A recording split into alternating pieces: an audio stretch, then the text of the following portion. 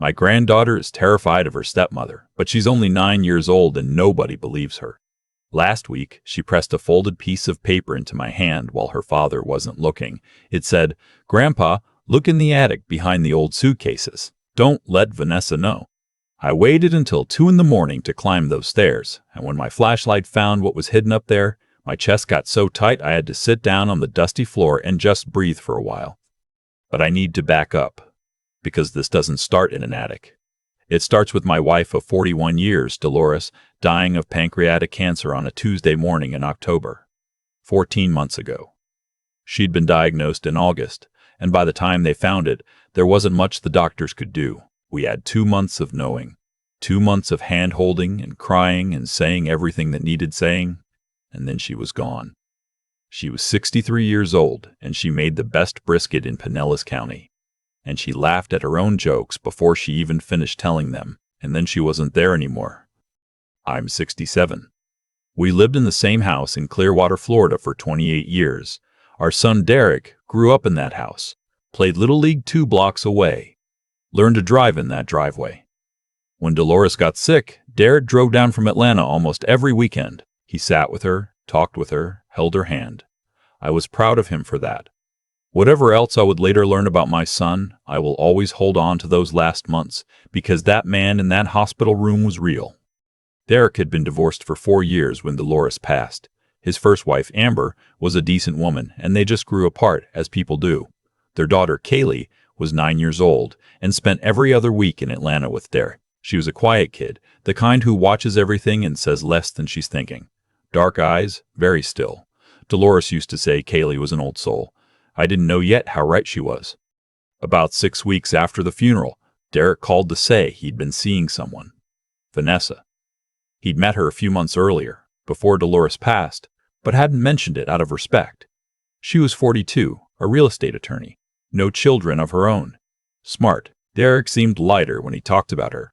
I was blithe for him. They got engaged in February, married in April. I'll be honest. It felt fast to me, but Derek was always someone who made decisions and committed to them, and Vanessa seemed solid, professional, composed. When I met her at the wedding, she was warm but not over the top about it, shook my hand firmly, said she'd heard so much about me, that kind of thing.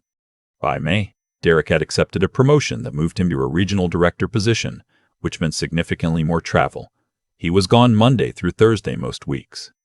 Vanessa continued her own work remotely from their house in Atlanta, managing her caseload from a home office. Kaylee was with them full-time by then. Her mother, Amber, had taken a nursing contract position in Germany for a year, something that had been planned before Dolores died and couldn't easily be changed.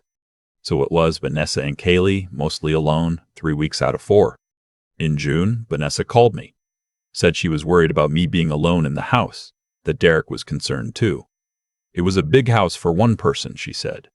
All those memories. She and Derek had talked, and they thought it might be good if they came to stay with me for the summer, give me some company. Kaylee would love the beach, and Vanessa could work just as well from Clearwater as from Atlanta. I said yes. Part of me meant it. They arrived in late June with 3 carloads of luggage. Vanessa had a ring binder labeled house maintenance that she'd apparently prepared before the trip. She walked through my home on the second day, making notes on a legal pad about things that needed updating, things that were unsafe, things that were in a safe. She said it in the nicest possible way. Said she just wanted to help. Said Derek worried. The changes started small. She reorganized my kitchen so she could cook more efficiently. Fair enough, I supposed. She set up a filing system for my mail and bills. Also fine. She started bringing me my medications in the morning with a glass of water and a cup of coffee. I took them. She was organized. I was still foggy from grief and too tired to manage the mornings well. Kaylee, meanwhile, barely left her room. She'd been a quiet kid before, but this was different. She avoided the common rooms whenever Vanessa was in them. She ate fast and excused herself. She never said anything directly to me, because Vanessa was almost always nearby. But I noticed how Kaylee watched her stepmother. Careful. Measuring. The way a small animal watches something it doesn't trust. I told myself it was adjustment. Stepmother dynamics. Hard stuff. Then I started forgetting things. Little things first. Where I'd left my reading glasses. Whether I'd taken out the garbage. The name of a neighbor I'd known for 15 years. I'd find myself standing in a room with no idea what I'd gone in for. I'd lose track of conversations mid-sentence. It scared me, honestly. Dolores had always been the organized one, and I'd wondered if I just didn't know how to function without her. And then Vanessa would mention it, gently, with that look of practiced concern, in front of Derek on one of his weekend calls. "He forgot he'd already eaten breakfast this morning," she said once. "I found him making eggs again around 10. "Dad, maybe we should get you evaluated," Derek said. "I feel fine," I told him, and when I said it, I meant it. But Vanessa had a way of tilting her head a few degrees and letting silence do its work. One Sunday in August, Derek was home for the weekend. We were all at the table eating lunch, me, Derek, Vanessa, and Kaylee, when Kaylee reached across the table for the salt shaker. Her hand brushed mine. I felt something, a small, folded square of paper, pressed into my palm. Her eyes met mine for exactly 1 second. Then she went back to eating as if nothing had happened. I kept my hand closed until I could get to my room. The note was written in pencil, small and careful.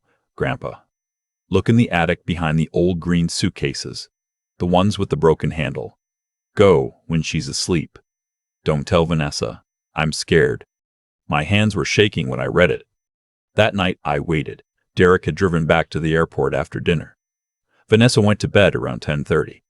I listened to the house for an hour before I moved, got my flashlight from the nightstand, went down the hall slowly, pulled the attic stairs down in the dark with both hands gripping the cord so they didn't bang. The attic in our Clearwater house is long and low, insulated in the 70s, and never properly updated. We used it for Christmas boxes and old clothes and things we couldn't throw away, but didn't need. The green suitcases, Dolores's from her first job out of college, were in the back left corner. I had to duck under a ceiling beam to get to them. Behind the suitcases was a banker's box, sealed. I hadn't put it there. I cut the tape with my pocket knife and opened it. There were folders inside, maybe 8 or 9 of them. I pulled out the first one and shone my flashlight on it, and what I saw made me sit down on the attic floor because my legs stopped working properly. It was a bank statement. My bank statement, but for an account I had never opened. A joint account, in my name and Vanessa's.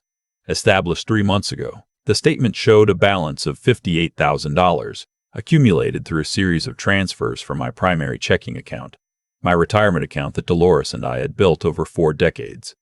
$2,000 here, $4,000 there. One transfer of $8,000 that I had no memory of authorizing. I sat with that folder for a long time before I could open another one. The next folder had legal documents.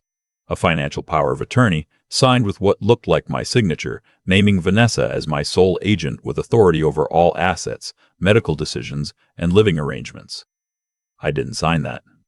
I would stake my life on it. My actual power of attorney, the one my attorney Lawrence had drawn up years ago, named Derek and our daughter Peggy as co-agents, neither one able to act without the other's knowledge. Peggy, my daughter, living in Portland, Oregon. I hadn't told her what was happening because I didn't know what was happening. Not yet. The next folder was a will. My name was on it. My signature was at the bottom. But it wasn't my will. My real will divided my estate equally between Derek and Peggy, with a dedicated education trust for Kaylee. This new document left everything, the house, the investment accounts, my life insurance, everything, to Derek alone, with Vanessa listed as successor beneficiary if Derek predeceased me. Kaylee wasn't mentioned at all. There was more, printed emails between Vanessa and someone named Dr. Weston, whom I'd never met, discussing cognitive concerns and progression of decline and next steps regarding capacity determination. There was a brochure from a memory care facility in Sarasota with certain amenities circled in red pen. There was a printout from a Florida legal aid site about guardianship proceedings and how to file for a declared incompetent. And at the bottom of the box, a prescription bottle with a label I didn't recognize. And a second one. And a third. 2 of them were in my name. One wasn't labeled at all. I stared at those bottles for a long time. The coffee she brought me every morning. The medications she lined up so helpfully on the counter. The glass of water she always had ready. I thought about how sharp I'd felt that morning, before she woke up, when I made my own coffee and sat on the back porch watching the egrets in the yard. Clear-headed, like myself.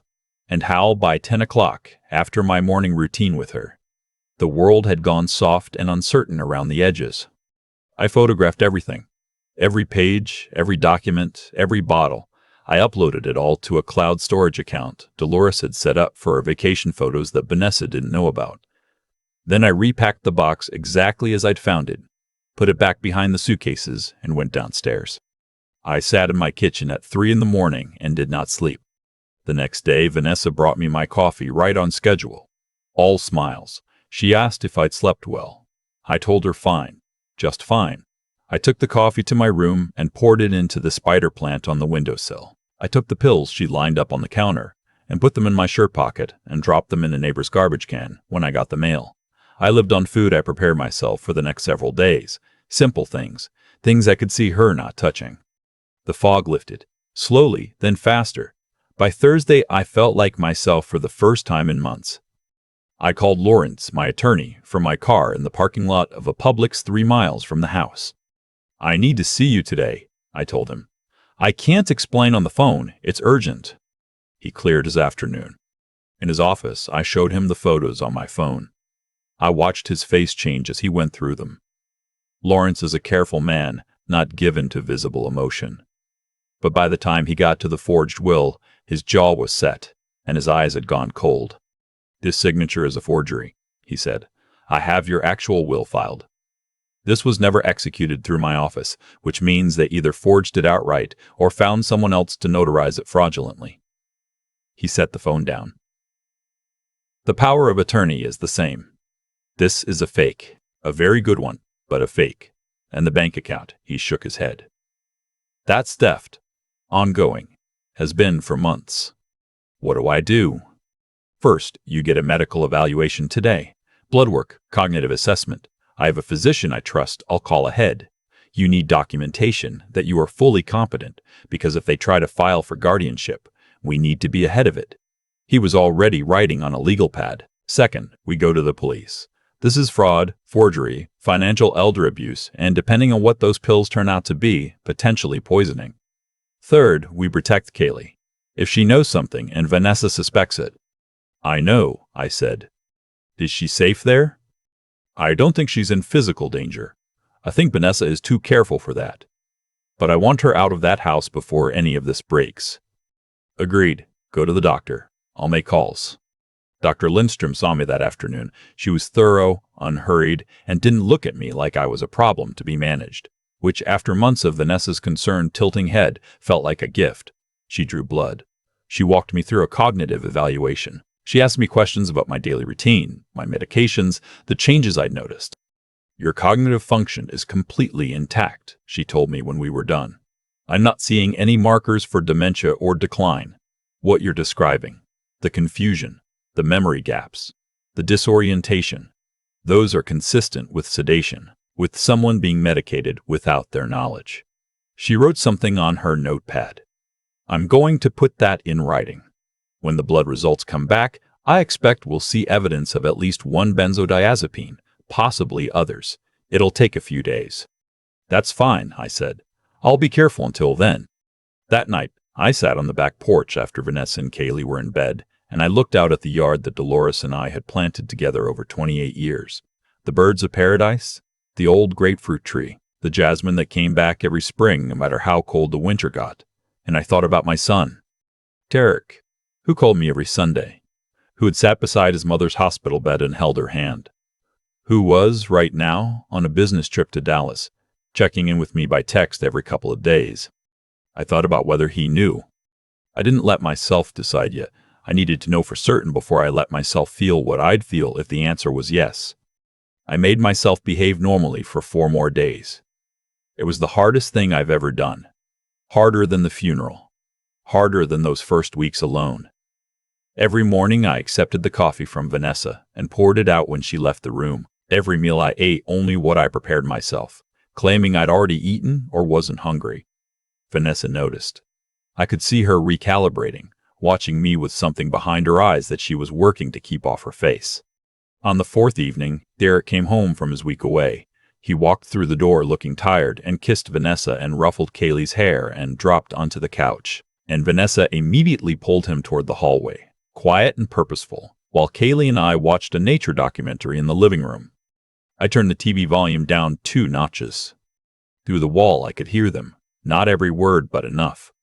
Vanessa's voice, low and controlled. He's not taking things properly. He won't eat what I make. He's been going out without telling anyone. And then Derek's voice, lower, reassuring her. It's fine. He's just being stubborn. Give it another couple weeks. And then Vanessa again. And this is the part that turned my stomach. The paperwork is ready. Dr. Weston can see him next month. Once we have his assessment on record, we can move forward. Derek said, okay. Just that. Okay. I turned the television volume back up. I looked at Kaylee, who was watching the documentary with her arms wrapped around her knees. She looked back at me. She didn't say anything, but her eyes were very old. We're going to be all right, I told her quietly. She nodded once, like she'd been waiting to hear that. The next morning, I called Peggy from the Publix parking lot again. I told her everything. There was a long silence on her end when I finished, and then she said, very quietly, "Tell me what you need me to do." "Come to Clearwater," I said, "but don't call Derek first." She was on a flight by noon. That afternoon, I met with Lawrence and a detective from the Pinellas County Financial Crimes Unit named Gerald Okafor. I brought printed copies of everything. Okafor went through it methodically, asked sharp questions, and at the end of the meeting he said, "Mr. Bohr, Callahan, what you brought us today is one of the most complete self-documented elder financial abuse cases I've seen. We can move on this." "I need 48 hours, I said. "I want my granddaughter out of the house first, and I need to be somewhere else when you execute the warrants." "We can work with that," he said.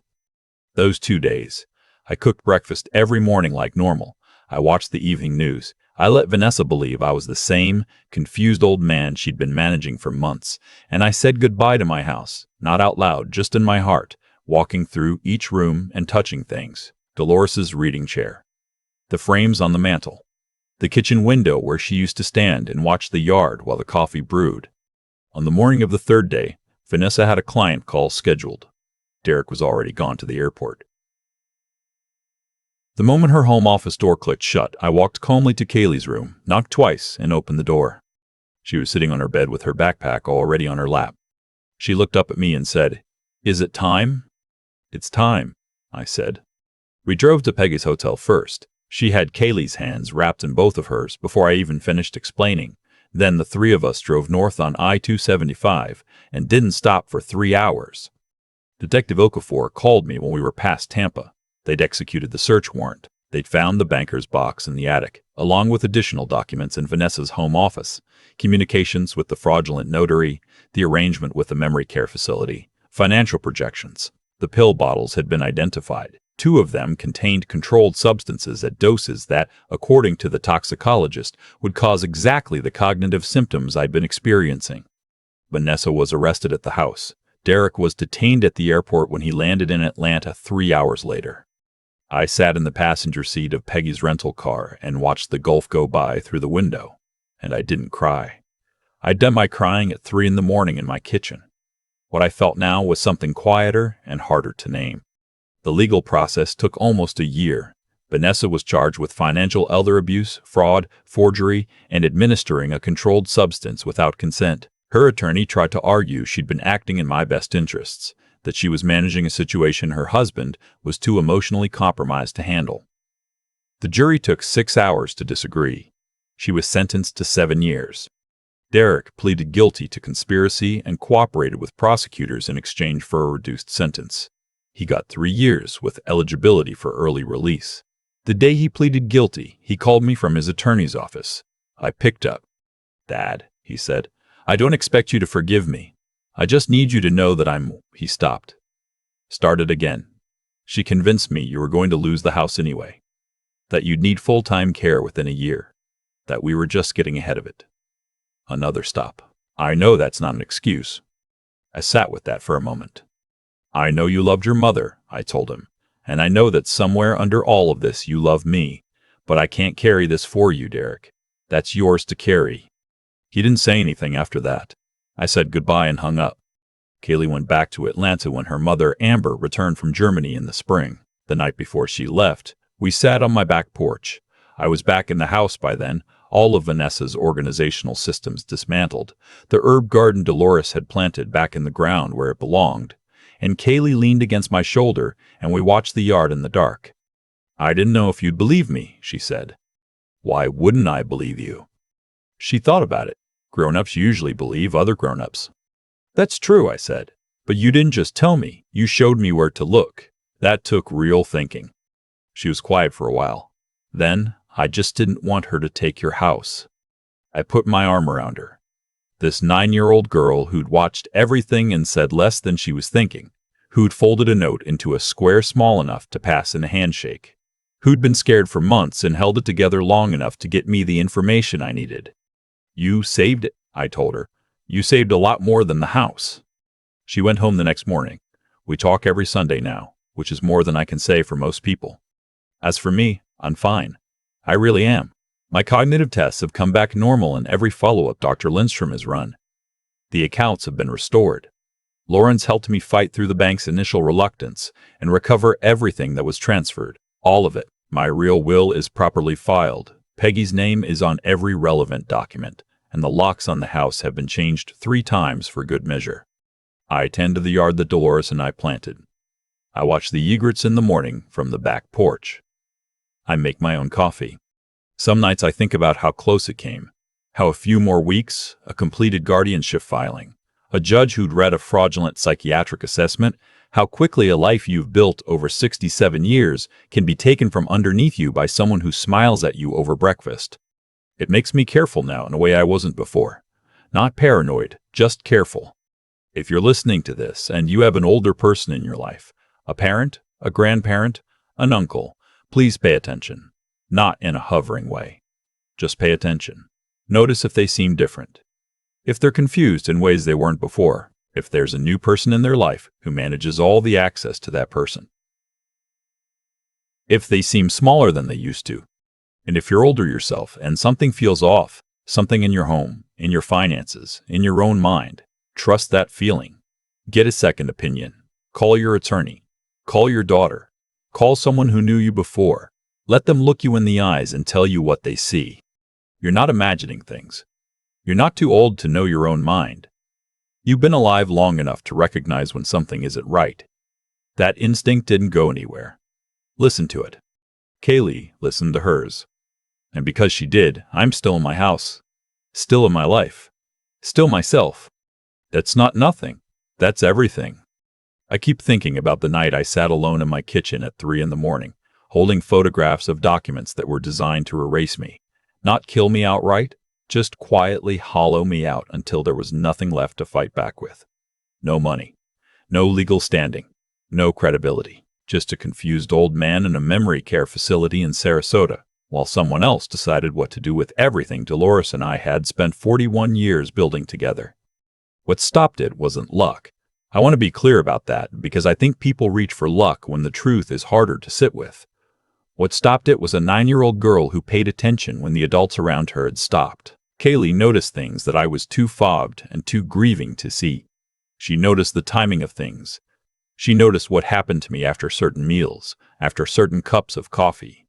She noticed the way Vanessa positioned herself between us whenever we started to talk. And instead of deciding she was too young to matter, too small to be believed, she thought carefully about how to reach me in a way that couldn't be intercepted. A folded note. A handshake pass at the dinner table. Simple. Precise. Brave in a way that I don't think I could have managed at 9 years old, or honestly at 67. That's the thing about integrity. Real integrity. The kind that holds up when it's inconvenient and frightening. It doesn't wait until you're old enough, or credentialed enough, or certain enough. Kaylee didn't know for sure what was happening. She just knew something was wrong, and she acted on that knowledge instead of talking herself out of it. That's a moral clarity that most people spend their whole lives trying to find. And then there's what I had to do with what she gave me. I had to be smart about it. I had to photograph everything before I touched anything. Put the box back exactly as I'd found it. Pour the coffee into a spider plant. Drop the pills in a neighbor's trash. Drive to a Publix parking lot 3 miles away to make phone calls. The situation required me to think clearly under the kind of pressure that had been specifically engineered to make clear thinking impossible. That's what I mean when I say the fog lifted and I felt like myself again. What I felt was the return of my own judgment, my own ability to assess a situation and act on it methodically. I'd been robbed of that for months, chemically, deliberately. Getting it back felt like surfacing. The hardest part wasn't the evidence, or the police, or even the trial. The hardest part was those 4 days of pretending nothing had changed, smiling at Vanessa over breakfast, watching the evening news like a man with nothing on his mind, staying in that house knowing what I knew, holding it together long enough to get Kaylee out safely before everything broke open. That took something that I'm not sure I had a name for until it was over. A kind of controlled endurance. A refusal to flinch before the moment was right. What I know now is that none of it would have worked if any one piece had been missing. Without Kaylee's courage, I never look in that attic.